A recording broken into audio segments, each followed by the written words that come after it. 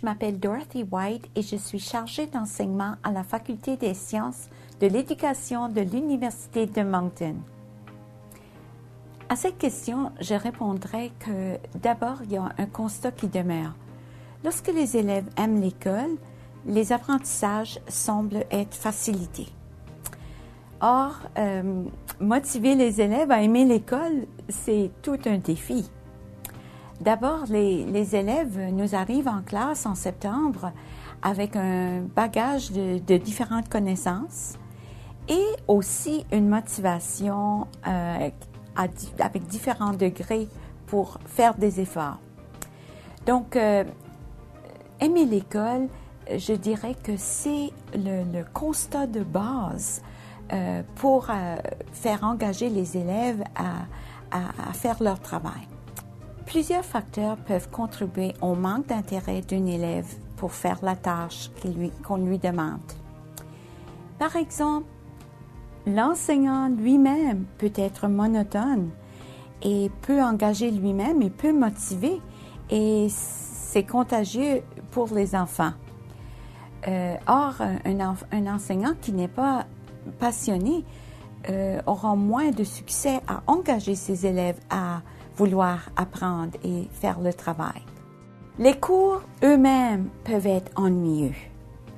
Les projets et les devoirs ne sont peut-être pas signifiants et n'ont pas de vrai lien avec la vie, avec la vraie vie. Les consignes parfois ne sont pas toujours claires. La tâche est peut-être trop difficile en regard avec la capacité de l'élève à la faire. Une autre chose, des fois, les élèves font beaucoup d'efforts, mais leurs efforts sont mal dirigés. Et quand l'enseignant n'encadre pas l'élève, peut-être que l'élève va dépenser beaucoup d'efforts, mais pour les mauvaises choses. Aussi, il est prouvé, les recherches démontrent que les élèves aiment beaucoup avoir des choix et de pouvoir faire les projets selon leur goût, à leur goût. Ils aiment mettre leur propre couleur sur leur projet. Mais il y a quelquefois des enseignants qui ne permettent pas que les consignes soient changées. Et une autre chose, un autre facteur qui contribuerait à la démotivation des élèves, c'est que les élèves en difficulté ne se sentent peut-être pas acceptés ou valorisés dans leur habileté ou dans leurs différences. Un autre facteur, ça serait peut-être que l'école, tout simplement, ne répond pas aux besoins de l'élève.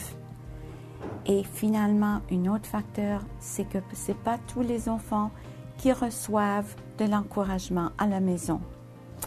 Et quand un enfant nous arrive où l'école n'est pas trop valorisée, il arrive avec cet état d'âme, cette conception dans sa tête. Alors, il faut travailler d'autant plus fort pour lui faire changer les idées.